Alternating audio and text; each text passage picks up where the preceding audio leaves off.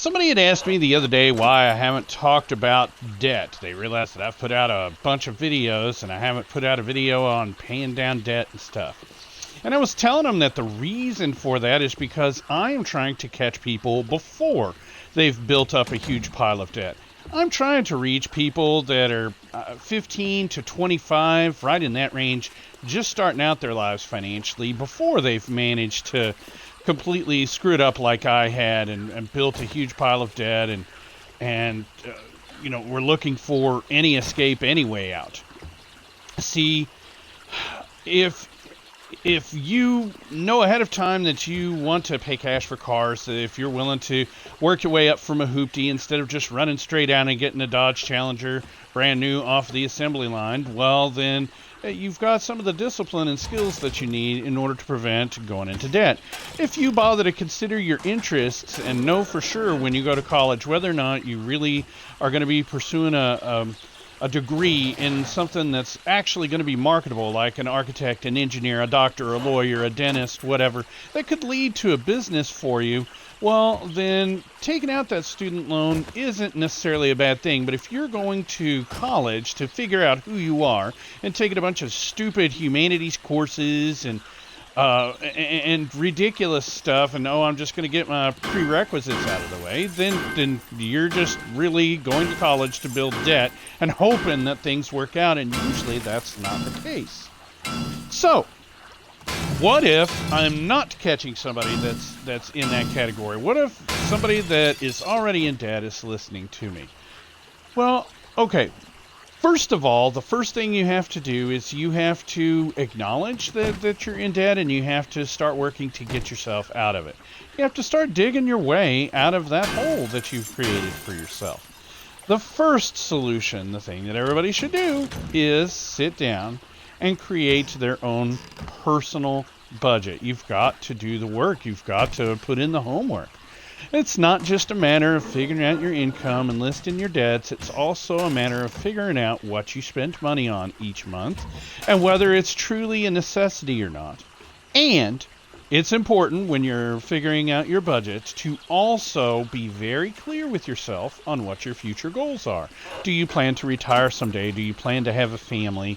Are you wanting a better car? Do you need to be saving up for that? Are you planning to go on vacation? Do you have an expensive hobby? All of these things need to be factored into your budget. And the one thing that absolutely must come before anything else, even before you start tackling debt, is building your emergency fund. Now, how you get your emergency fund built, if there's already more month than money for you every month, there's not very many options. You've got to A, get a second job and start working more, or B, start selling off some crap. Those are the two options. Dave Ramsey talks about it all the time. It's true. There's not much other ways around that. Consolidation loans don't work. Getting somebody to co-sign a consolidation loan for you is a terrible, terrible plan. I've covered this in other videos. 75% of co-signed debts end up defaulting. 70% of consolidation loans, the person ends up worse off than they were when they started out. So what is a poor soul to do? Okay, well, once you have started working on your emergency fund and starting building towards that 3 to 6 months, I would say about month 2 of that journey, having 2 months of that supply built up, that's when you want to start working on really slamming those debts down. You want to keep building that emergency fund and start working towards slamming your debts down. Now, I don't like getting hung up in the semantics of, which is better, the snowball plan or the avalanche plan or the debt stacking plan or whatever. It doesn't freaking matter, guys. It doesn't matter. They all have the same goal: pay down the debts so that you're not having to pay on debts anymore. I don't care. You do the math. Figure out which one you like for you.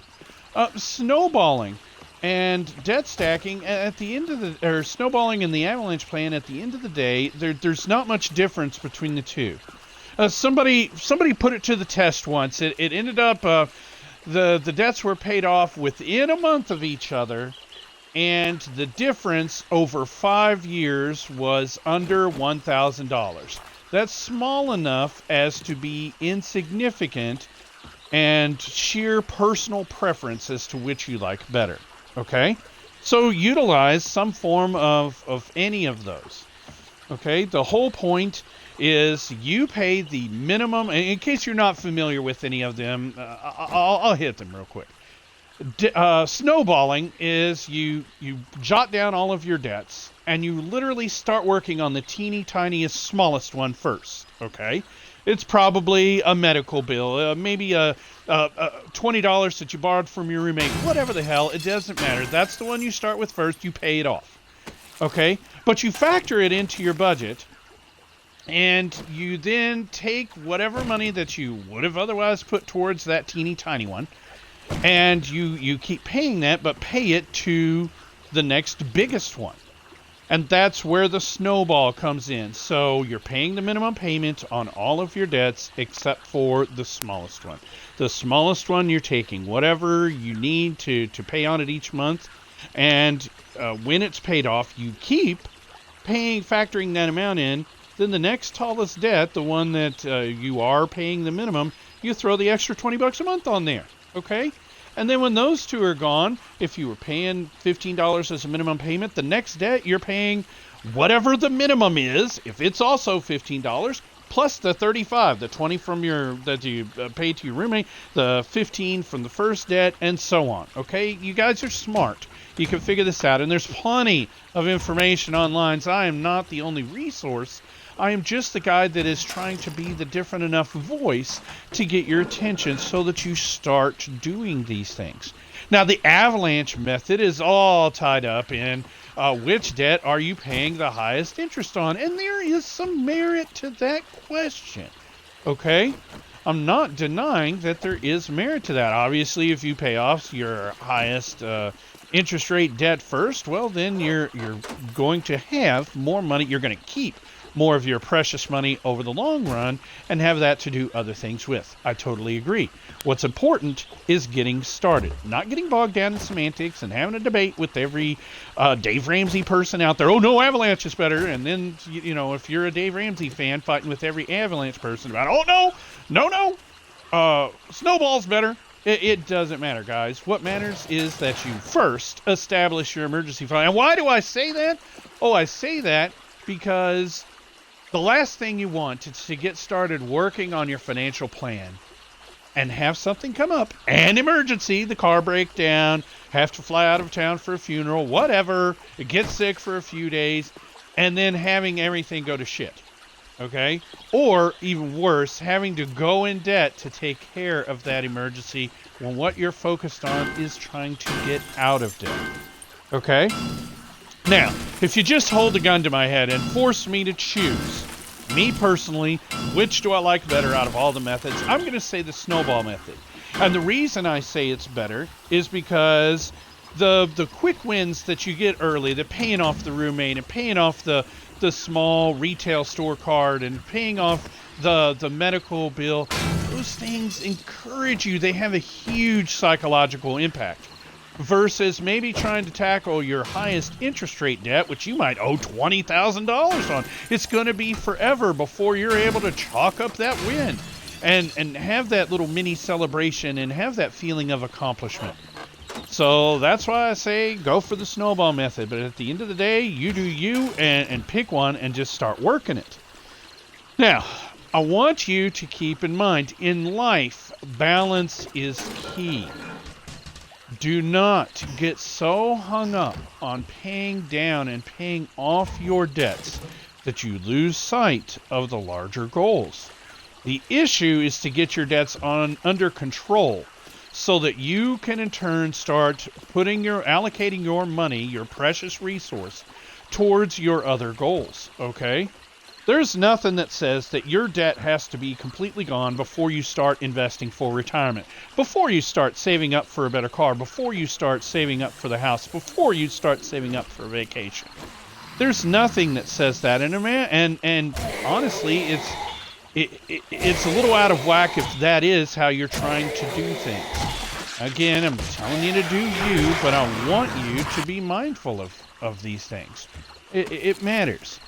Okay, ideally, if you are down to just focusing on paying off your house and paying off your student loans, which would normally be your two largest debts, then you are certainly ready to be socking away 10% towards your retirement.